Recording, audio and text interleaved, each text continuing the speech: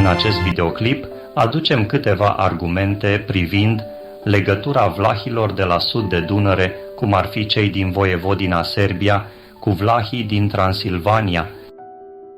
În lucrarea Biserica, Sfântul Nicolae din Șchei Brașovului, volumul 2,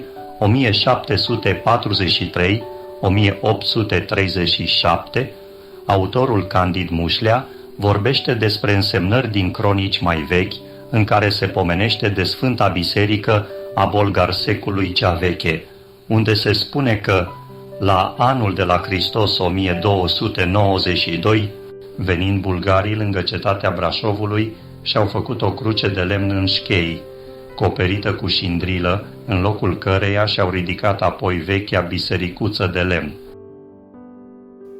Parohul Prișhu, în 1931, indică locul unde a fost ridicată prima biserică ortodoxă din Brașov, spunând că locul pe care a stat a fost în dreapta bisericii Sfântul Nicolae din Șchei, acolo unde a rămas ca semn de evlavioasă amintire Marea Cruce de piatră adăpostită într-un paraclis de zid, amândouă ridicate de neguțătorul Constantin Boghici în 1795. La cele de mai sus, Ioan Prișcu mai adaugă informația conform căreia în acest loc, unde a fost biserica din lemn, ar fi fost înmormântat Laiotă Basarab, în 1480 fost domn al țării românești. Zona în care a fost ridicată crucea s-a numit Cutun și a fost prima așezare românească amplasată sub Tâmpa Brașov.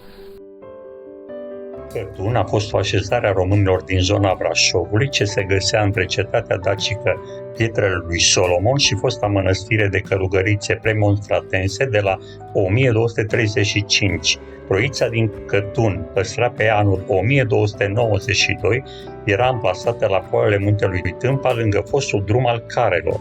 După venirea în mai multe etape a așa zișilor bulgari, care erau în principal vlahi de la sud de Dunăre în căutare de lucru, sașii numesc noul cartier Șchei, iar pe locuitorii lor belgeni. Conform vocabularului limbii române de Grigore Brâncuș, Cătun înseamnă grup de așezări țărănești.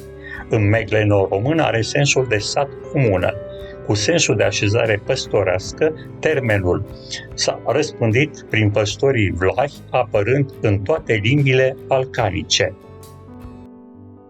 În apropiere de Cutun, cam în aceleași vremuri, spre est, lângă Biserica Neagră, s-a ridicat capela Sfânta Ecaterina din Brașov, care a fost un lăcaș catolic menționat în 1235 în Catalogus Ninivensis, plasat în vecinătatea vestică a Bisericii Negre, cam la 1 kilometru spre vest de așezarea Cutun, înființată de vlahii, sub Tâmpa, mai spre actuală Biserică Sfântul Nicolae din Șchei.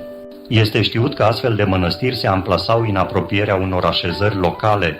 Capela făcea parte dintr-o mănăstire de călugărițe premonstratense, mai apoi cisterciene. Numele capelei s-a perpetuat asupra străzii alăturate, precum și asupra unui cartier al Brașovului, quartalul Catherine. Totuși, capela se situa în quartalul Corpus Christi, nu în Catherine.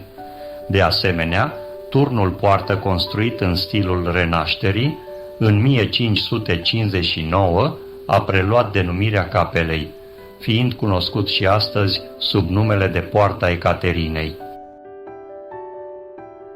Tot în acele vremuri și cam în aceleași locuri, după anul 1200, locuitorii din zona actualului cartier Bartolomeu din Brașov încep să se mute mai spre Tâmpa, mai aproape de Cutun, pentru a fi mai feriți de invaziile tătare.